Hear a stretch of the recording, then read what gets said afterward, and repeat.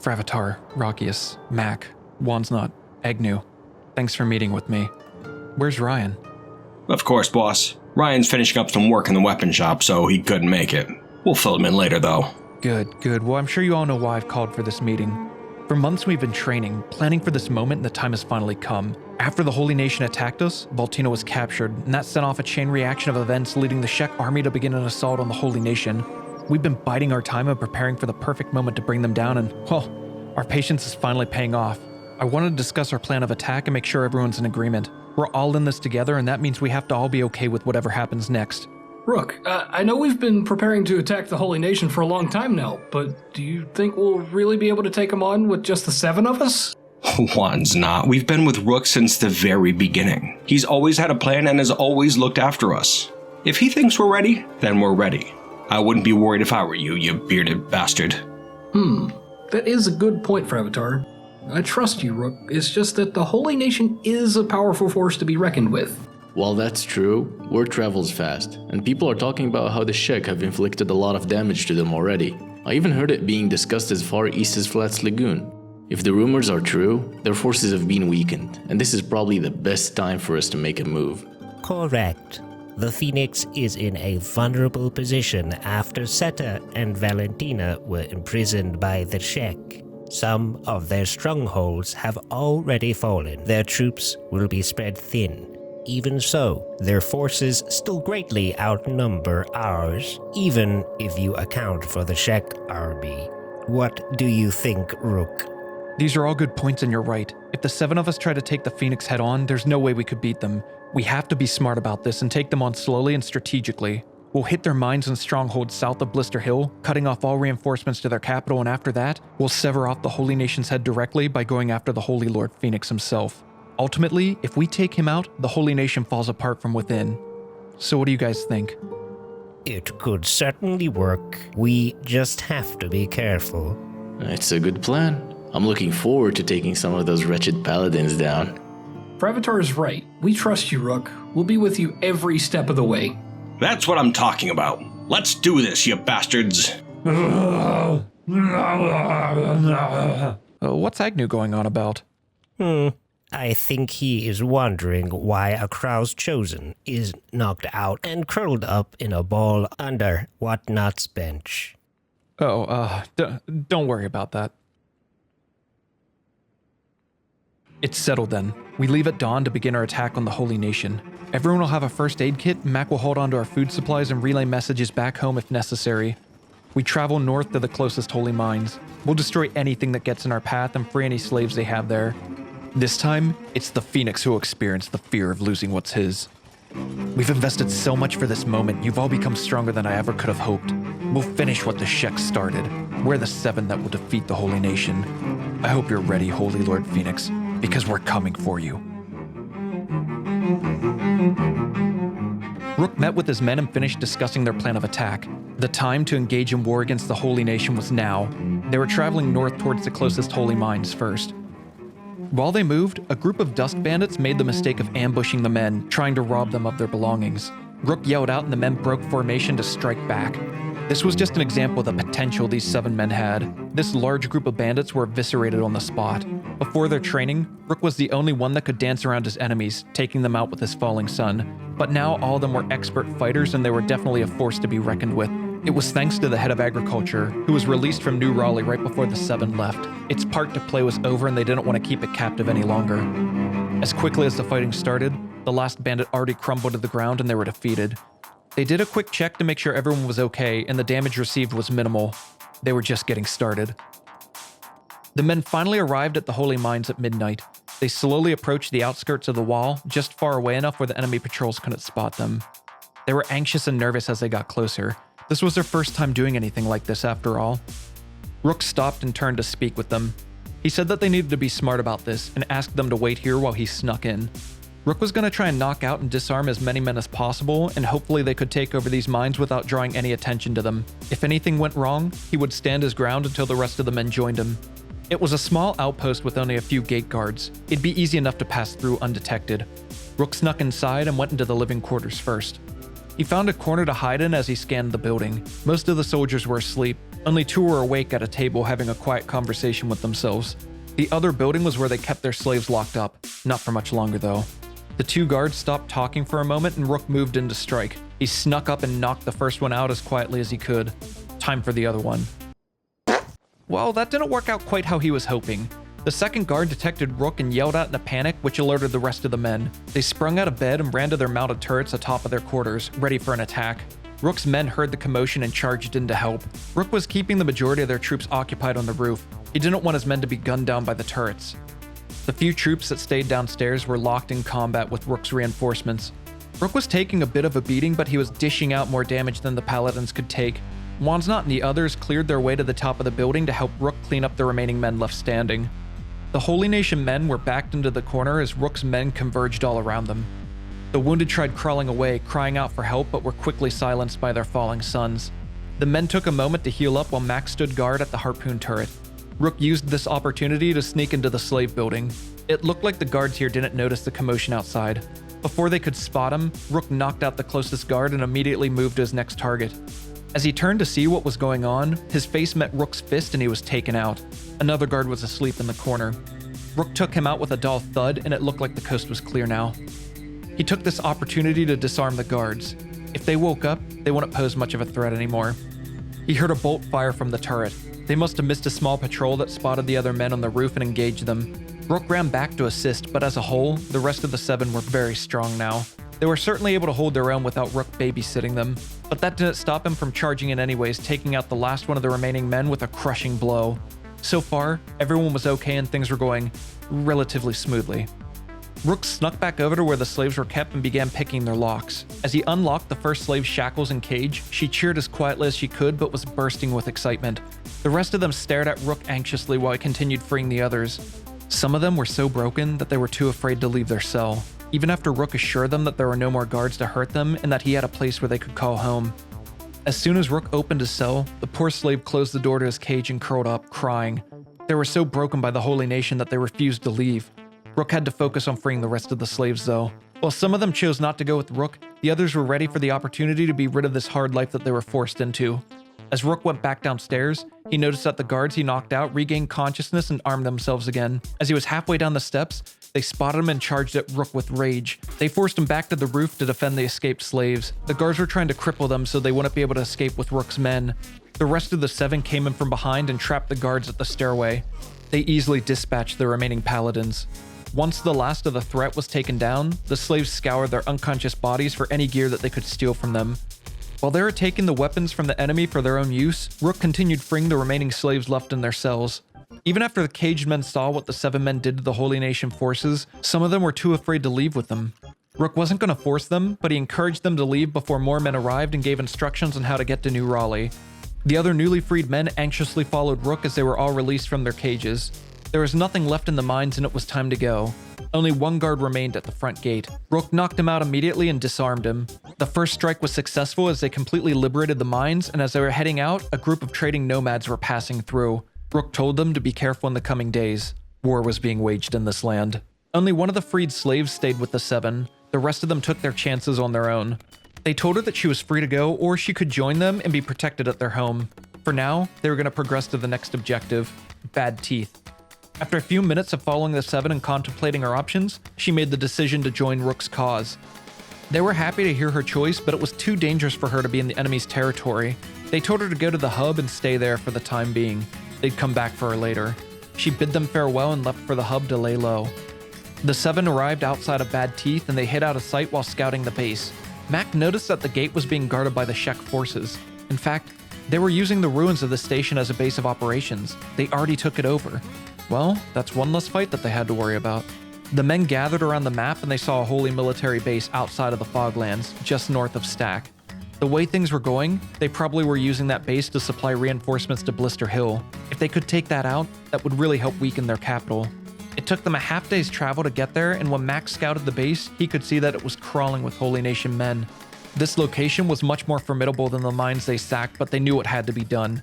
The men snuck over to a large rock that hid them from the enemy's view and laid low while they prepared the plans of their attack. This would be their biggest challenge yet. Unfortunately, the Shek were raiding this base from the opposite end too. Not only were they weakening their forces here, it was a big distraction for the Holy Nation while they sent their men back and forth to the fighting. Rook planned on leveraging this situation to their advantage. It was getting late and a lot of their men were drawn outside of the base to deal with the Shek. The men laid low until nightfall, and Rook told them to wait while he infiltrated the base first and silently knocked out as many men as he could. Then they could charge in afterwards to secure the base. They snuck closer to another rock where they could hide and wished Rook luck. Using the darkness as his cover, he snuck past the gate guards. He found his first victim and went him for the strike. He was immediately spotted and they cried out in anger as they attacked Rook. More men poured out to surround him. The rest of the 7 heard the commotion and charged into his aid. Rook really messed up his plans, but he improvised and violently fought the paladins and inquisitors that swarmed him. There were sounds of steel clashing everywhere. Men were shouting out in confusion as they scrambled out of their barracks into the darkness trying to defend their base. Max stayed outside and used the open field to his advantage as he cleaned up the gate guards. He was fast and could easily dodge the wounded paladins and shoot them down with his powerful crossbow. Inside, the men were spread out, surrounded by the enemy. Their fighting skills and gear were far superior than the common paladin, but there were so many men and they kept pouring out of buildings to fight. Mac tried to keep his distance and help the others from afar.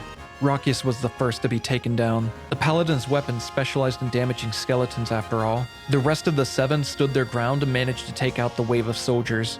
They used this brief window of opportunity to heal up and tend to their wounds. Well, that brief window closed quickly though as more men charged in at Mac. He fell back so he could continue using his crossbow while the rest of the 7 converged on the new attack force. The fighting went on and the 7 were getting tired. Rook let his guard down for a moment and the swing of a paladin connected and it knocked him out. He collapsed to the ground. The other paladins were getting up and joining back in the combat. The 7 tried to stay strong though and kept fighting, but one of the paladins snuck into the fray and scooped Rook off the ground and ran into their tower with his limp body over his shoulders. Ryan yelled out and followed the paladin into the prison tower where they secured Rook to a pole to deal with later. Brian was right behind him and engaged with the guard. Rook regained his consciousness and immediately started picking the locks that were binding him. Agnew and Fravatar joined the fighting in the tower too to make sure that the coast was clear for Rook. The lock came undone and Ryan was there to help lift him off the prison pole. He thanked Ryan and told the men that they needed to keep fighting, but they disarmed Rook when they captured him. Fortunately, the High Paladin was still holding onto his katana. Rook went ahead and picked it off his limp body and sheathed it. His giant falling sun was left laying outside. Rook ran out where the rest of the men were still locked in combat with more paladins and grabbed it off the ground. He was back in action now. In fact, he saw there was an open moment where he could focus on bandaging himself up before heading back into combat and began tending to his wounds. While more soldiers were still pouring back into the base from their fighting with the Shek, it seemed like they were slowly being whittled down. As the men trickled in or got up from the ground, the 7 focused them down together. They grouped back up and overwhelmed the remaining men that engaged with them. The last paladin fell and it was done. They were victorious. But this victory came at a cost. Blood and corpses were everywhere. It stunk of death and dirt. They huddled together and began tending to their wounds. It wasn't quite over yet though. Rook went back into the prisoner tower where multiple Shek soldiers were being held captive from the fighting outside of the walls. He unlocked each of the cells and the warriors thanked him as they charged back out to reunite with their forces. One of their barracks had another Shek prisoner. Rook went in to free him but noticed there were a couple of paladins that somehow slept through all the action. As the Shek prisoner was freed, he yelled out thanking Rook and woke up the sleeping guards. They got up and screamed at him to stop and pursued the Shek prisoner. As the second guard passed by Rook, he smacked him across the head and knocked him out. When he collapsed to the ground, he quickly disarmed him so he wouldn't be a threat. Rook ran back outside to meet with the rest of the men. They were hurt, sure, but the military base was secured and they came out victorious. The men took a moment to revel in their successful attack and gathered around Rook's map. South of Blister Hill was another holy military base and holy mines. They were too weakened right now to try and take on another military base, but the nearby holy mines would be a viable target and they wanted to keep up their momentum before word got back to the Phoenix at Blister Hill. It was decided. They left the Liberating military base for the Shek forces. They could claim it as their own while the men pressed onward to the mines. The 7 were determined to continue their attack on the Holy Nation. The freed Shek prisoner was inspired by Rook's men and asked to join their cause. Rook gladly welcomed him to New Raleigh, but he was wounded and not properly equipped. They tasked him to leave for the hub and await further instructions there. The 7 didn't stop moving until they arrived at the Holy Mines. It was midday and they couldn't use the element of surprise, so they charged straight to the gate and Rook began swiftly unlocking their entrance. There were no guards here to stop them. The lock came undone and the door slowly opened. Their forces must have been pulled back to Blister Hill because as soon as the 7 entered the small mines, they saw the slaves break through their cages and retreat from what little guard remained. A slaver ran out to confront the men but was quickly overwhelmed. Rook charged inside and there was just one paladin waiting to greet him with his blade. They crushed the enemy and they saw that one more paladin was on the roof, panicking while he tried to defend himself. They didn't stand a chance against Rook's men. The fighting was over before it even started. Rook went to the few remaining slaves that weren't able to escape and freed them from their shackles and got them out of their cages. They thanked Rook after he worked their locks and granted them their freedom. These mines were virtually abandoned. It was no effort for the 7 to liberate this location from the Holy Nation's grasp. The freed slaves chose to go their own separate way and left. Rook's men were still wounded and tired. Their first strike was very successful, liberating 3 Holy Nation areas, but they needed to take some time to recover. They plotted their way back to the hub where they'd be able to take some time to rest and work out their next plan of attack. But the men were ambushed on their way back by a Holy Nation patrol. They successfully escaped and took out most of their men, but when they arrived at the hub, they were really banged up. The men used the spare beds at the hub so they could heal their wounds and be ready to strike again. They ran out of skeleton repair kits and Rockius was hurting badly. Rook personally ran him back to New Raleigh so they could take advantage of their skeleton repair beds. Before he left, he told his men to take the rest of the morning to recover. After that, they were ordered to split up and travel to neighboring way stations where mercenaries for hire hung out. For what they were planning to do next, they'd require a lot more men.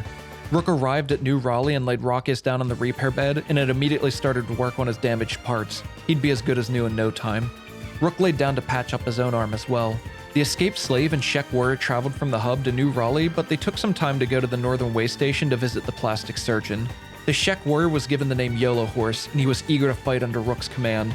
The female slave was given her old name before she was taken into captivity, Erin. Now that they'd changed their names, the two of them felt like they could begin anew at New Raleigh. Rockius was still recovering, but Rook was ready to move on to the next phase of their plans and began traveling north. A few minutes later, he arrived at the northern way station near their home, looking for men to hire for their biggest challenge yet. On the 223rd day, it was finally here. The fateful recruitment day that was foreshadowed long ago began. Their next target would require a lot more than just the 7 of them. Rook entered the bar, anxious to find men for hire. It took some convincing and a lot of cats, but he was able to hire a group of mercenaries and tech hunters. They were weary to follow Rook after he explained his intentions, but were greedy and hungry for glory. After all, Blister Hill would be crawling with paladins, but what they planned to do next would be talked about for years to come. As they left the way station, the hired men were quiet. They knew the risks of challenging a force like the Holy Nation were high. Meanwhile, Ryan recovered and made his way to the way station just east of the hub. It didn't take him long to get there, and as he entered the bar, he spotted more men for hire and spoke with them. All mercenaries were the same. They initially scoffed at Ryan when he told them that their target would be Blister Hill, but his cats were very influential. In a matter of minutes, Ryan had half the men in the bar leaving with him to rendezvous back at the hub.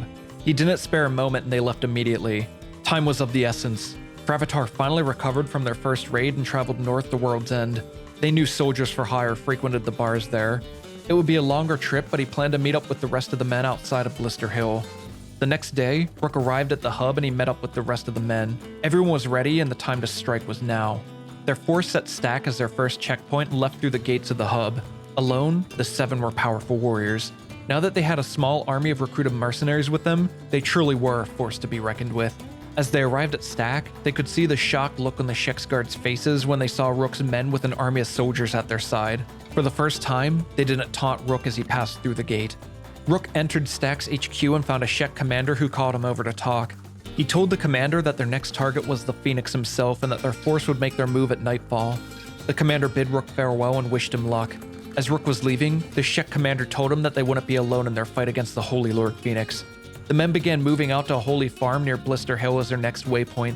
Rook smiled, knowing that they'd be coordinating attack with the Shek's forces. They'd need all the help they could get. They arrived at the holy farm and told the men that they weren't there to fight. They only wanted to take what supplies they could use and move on.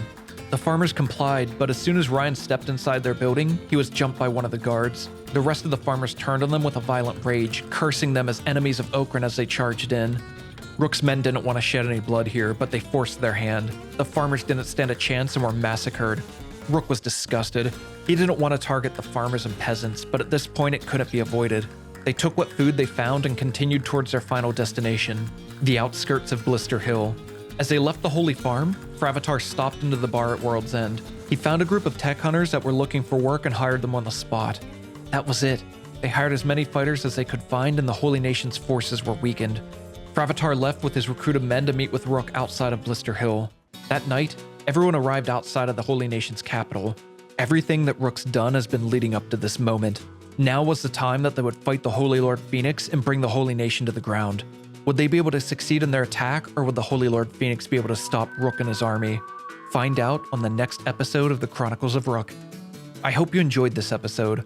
I wanted to thank the incredible Krug Smash, Rykon Roleplays, Simo, and Wansnot for collaborating with me and making the intro of this video. These guys are big role models of mine and a huge inspiration for my channel, so it really is a dream come true to have them be part of my series. If you aren't already subscribed to them, definitely check out their channels that are linked in my pinned comment below and follow them, especially Wansnot, who is a smaller content creator, and I'm sure he'd appreciate it if you'd show him some love. Thanks so much for working with me, guys. I really appreciate it. If you want to see more content like this, please consider subscribing to the channel, and if you want to support the channel even further, check out my Patreon page or my merch linked in the description below. And a big thanks to all of my patrons who are helping support my channel so I can create more narrative content like this more regularly and one day make this a full-time gig. I wouldn't be able to do it without you, and I'm extremely grateful for your help. Thanks, guys. And as always, thanks for watching, and until next time, have a good one.